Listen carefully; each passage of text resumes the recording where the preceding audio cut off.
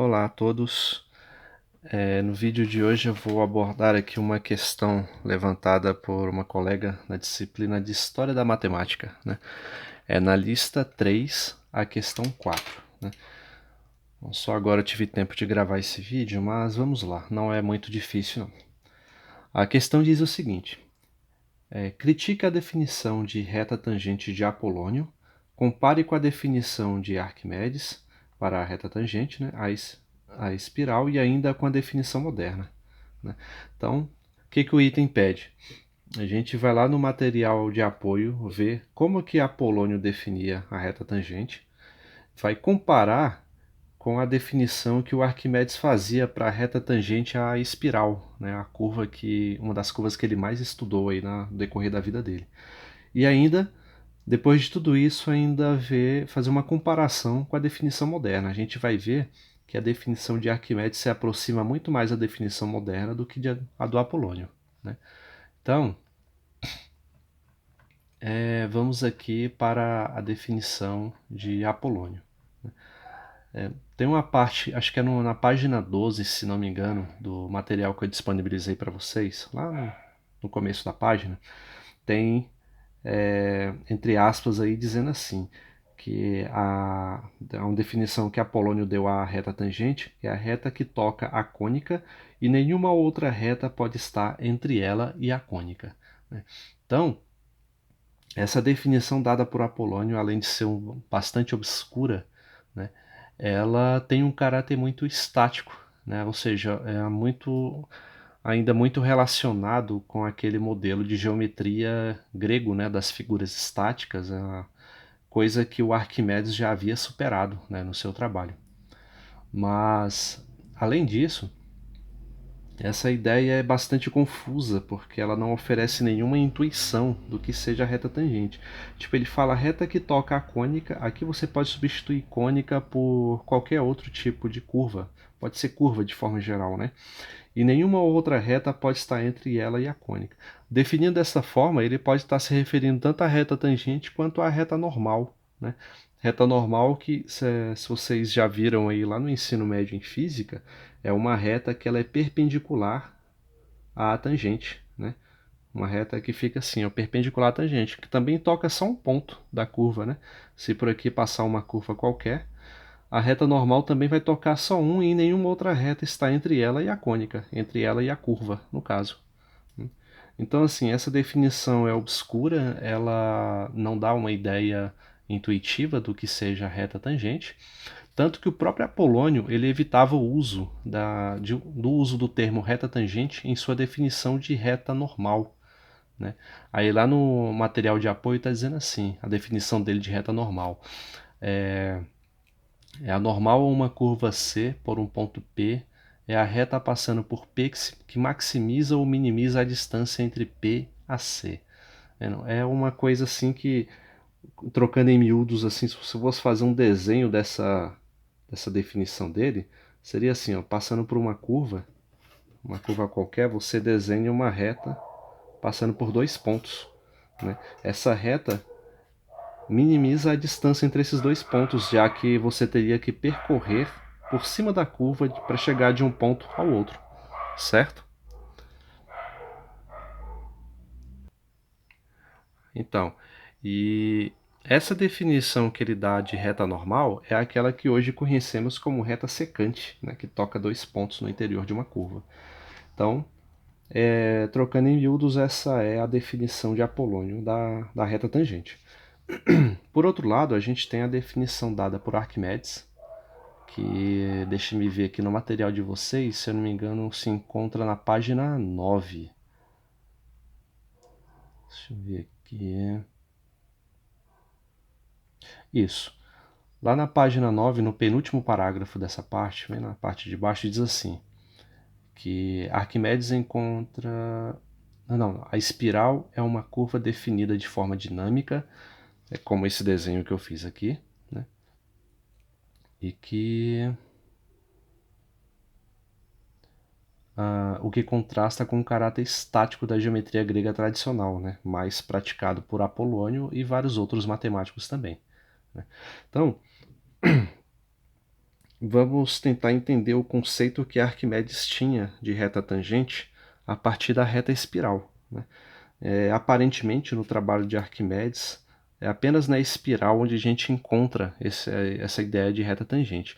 Porque olha só, como que Arquimedes constrói essa tangente? Ele desenha aqui uma reta e divide essa reta em vários pedaços iguais, né? Eu coloquei aqui, ó, esse pedaço é igual a esse, que é igual a esse, e continuaria se a gente continuasse desenhando a espiral.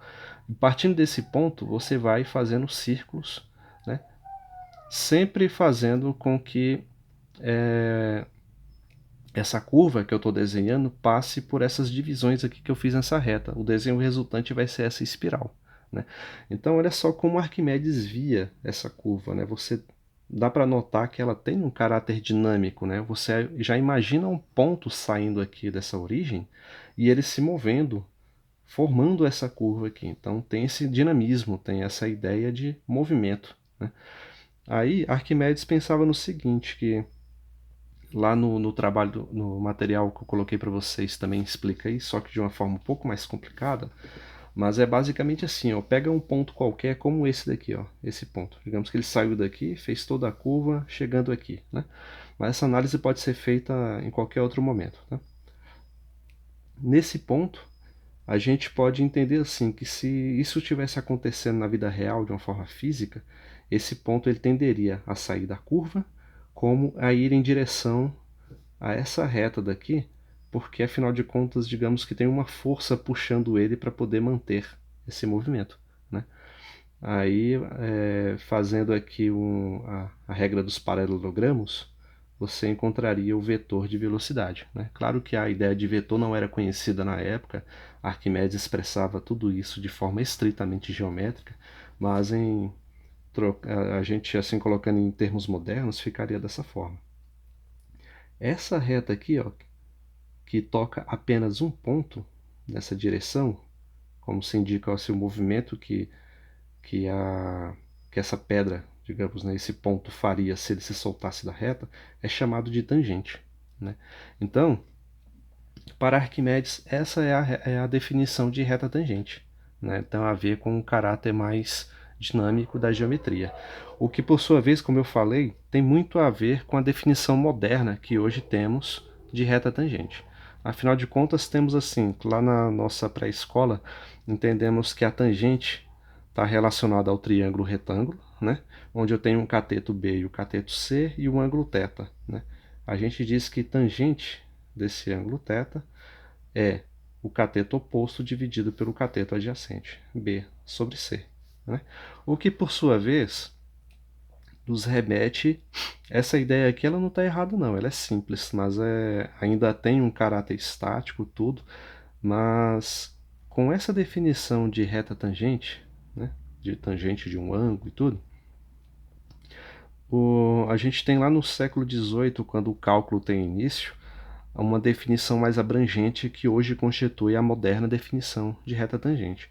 Lá no cálculo a gente vai imaginar o seguinte, ó, primeiro essa reta vermelha aqui de cima passando pelos pontos A e B de uma curva, né?